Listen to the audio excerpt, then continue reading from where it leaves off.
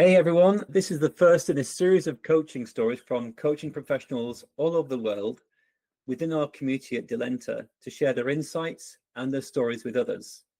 I'm Julian Carter, I'm from Delenta. We're an impact-focused, mission-driven coaching platform. We help coaches from sole practitioners to enterprises to drive scale, cut their costs, reduce admin, and drive massive efficiencies in one GDPR compliant platform.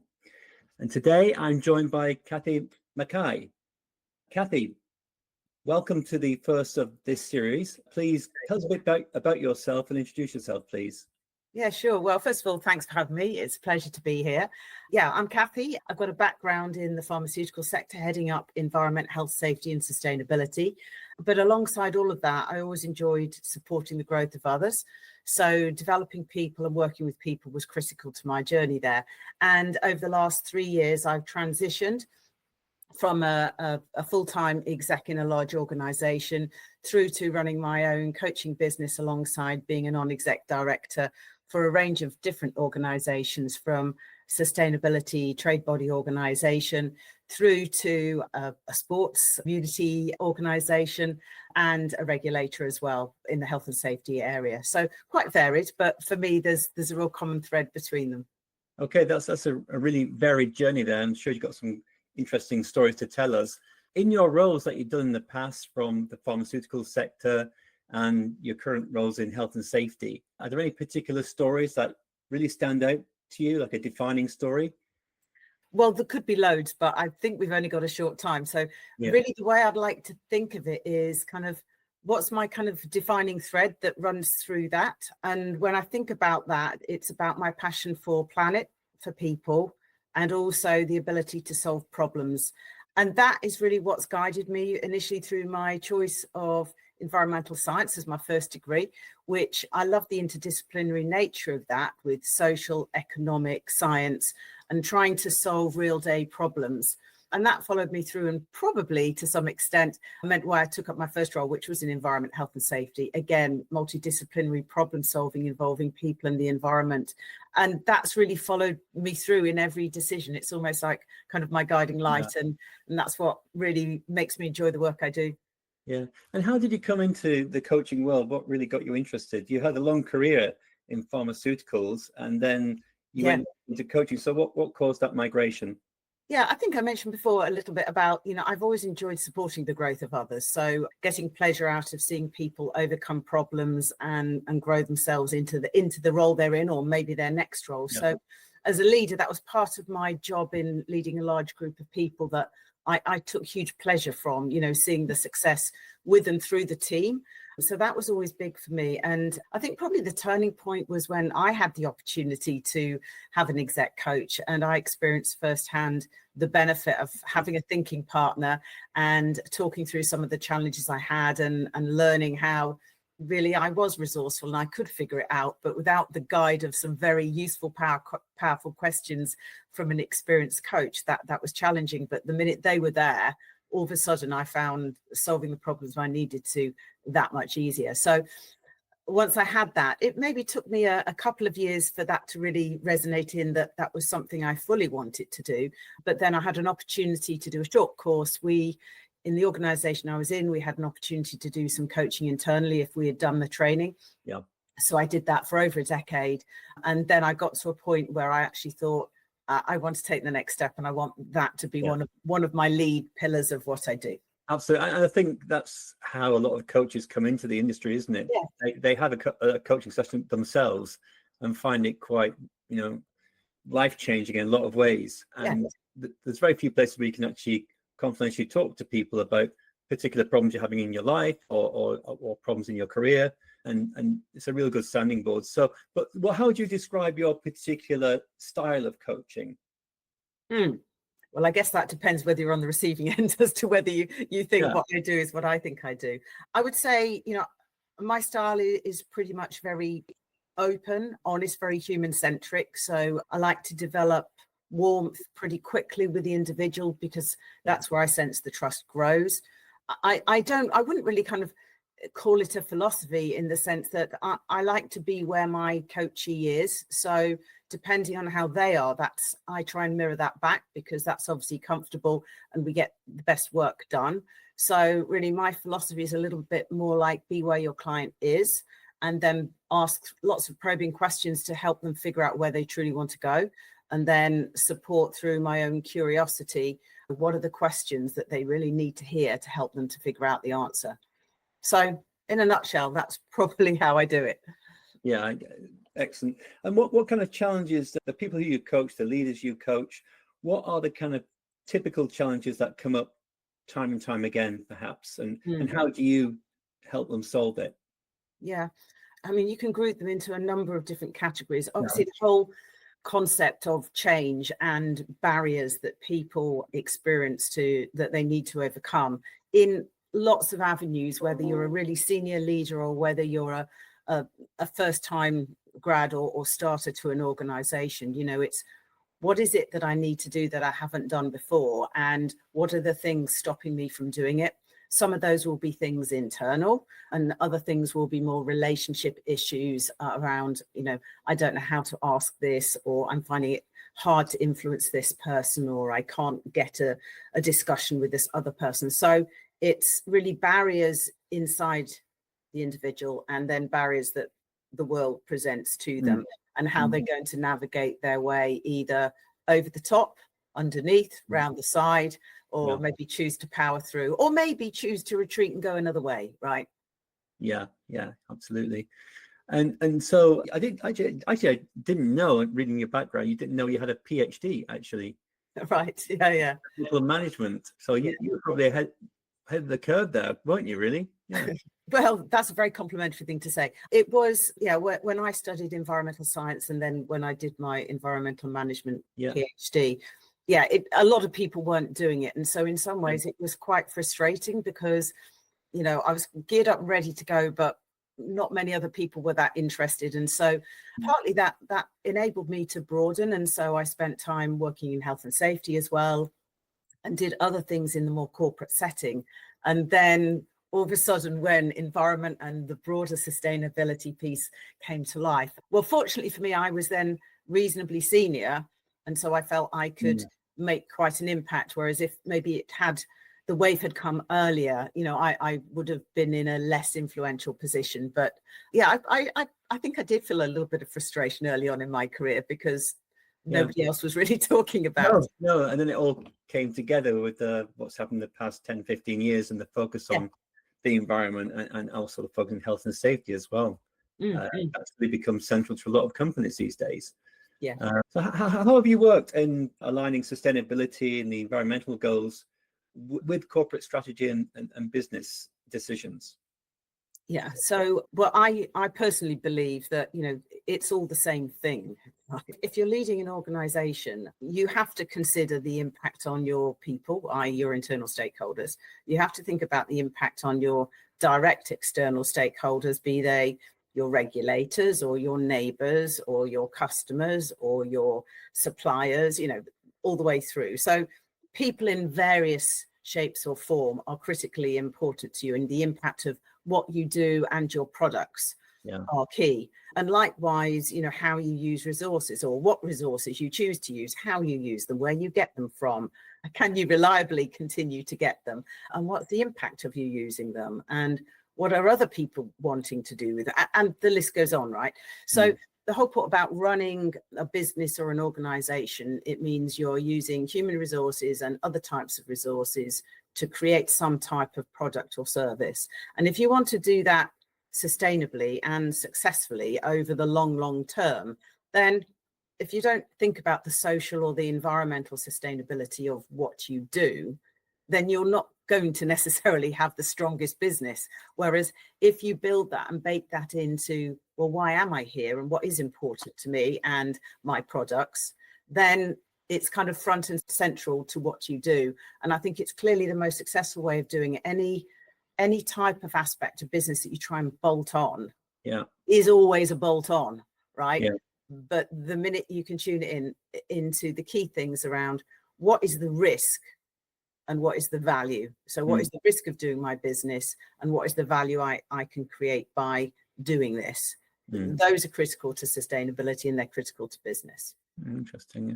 Just out of interest, going back to your PhD, I'm not sure when you did it, but quite a while ago. A while ago, let's not say, has what you studied changed significantly to today, to how you teach today or coach today? Yeah, I mean, obviously elements have, but the fundamentals, no. I mean, the fundamentals of what you need to consider, why you need to consider it, are just as they were then. It's just terminology and trends do, you have to adapt a little bit. But no, the basics of how do you do and build things in a way that can continue over time is pretty much the same, because nature's nature and people are people and business is business, right? And they're constantly in this mixture between tension and harmony, right? Yeah. So when we go into the actual, when you're leading senior leaders and teams, can you tell us what the difference is between coaching a C-suite versus an executive? How does that differ when you're coaching them? Yeah, well, I don't think it really differs that much, right? Okay. In the sense, people are people, right? Whether you're coaching, whatever their job role is, or whatever sector they're in, they're a person that's come to you because they've got some challenges they want to unpick and they want to figure that out. So on the surface of it, the core of the work that I do is exactly the same. Now, clearly, the tone, the context, the level of detail on certain things, whether people are thinking very strategically or whether they're thinking very operationally and very immediate, that changes. So it's almost their story changes, but the work I do doesn't really change because it's their story and their information. And what I need to do is support them in getting the best out of that situation. Now, the one thing that probably does make a big difference is that because I've had the opportunity to be a leader and I have been able to sit in their shoes, I can probably empathize a little easier than if I hadn't. So that is one thing. But likewise, I've been new into a role as other people have been new into a role. So yeah, I don't personally think it's that much different. Okay. And when you've been leading these large teams in these multinational large corporations, are there any like one insight or top 3 insights that you can tell us that you've carried into your coaching practice today? You say? Yeah, I think probably the biggest one for me is the importance and value of individualizing. What I mean by that is everyone is individual and everybody has needs and wants and ambitions. And to get the best out of anyone, whether you're their line manager or whether you're their coach or whether you're just a friend, right, is truly paying attention to what's important to them, truly paying attention to what makes them tick and truly paying attention to where they want to get to. And if you really identify that, don't assume anything, wait till you hear it, and then you build your response based on that. Obviously, as their leader or line manager, you do it in a slightly different way than if you're a coach. But for me, the concept is the same. What is this person needing? What is this person asking for? What is this person wanting to do? And what is it that's stopping them from doing it? And is that a sensible thing to do if you're a line manager? Obviously, as a coach, you're not passing judgment on them. So there are a few things that are different, but the kind of process is the same for me. Okay. And when you look back on your quite extensive journey, are there any great pieces of advice you can give to coaches who want to work with senior leaders and large corporations and organizations? You think? Yeah, there's probably a few things. I think the first one is make sure you're being genuine and relevant. Genuine in the sense, don't try and be something you're not. So if you're working with somebody from a completely different sector or a perceived different position of influence, don't let that bother you. They've asked you to do this work for you. So be truly genuine to yourself about who you are. And that way you're going to be most impactful. And secondly, about being relevant, what you've been asked to do. Stay within your boundaries of what you've been asked to do. Don't kind of overstep the mark. Be respectful of that. If there's anything you're unsure of, make sure you seek clarity so that you can do the best job you can by doing what you've been asked to do. Do it in a genuine, authentic way so that this is you talking to the individual. Those are two very basic, but I believe really quite important things. The second thing is this whole point about working with senior leaders. I said it a little earlier. They're people. I mean, whether you're a senior leader or a new employee, you're a person that's asking for some input and support. So I would say don't be overwhelmed. Treat them as just a normal person. It could be you one day in their shoes.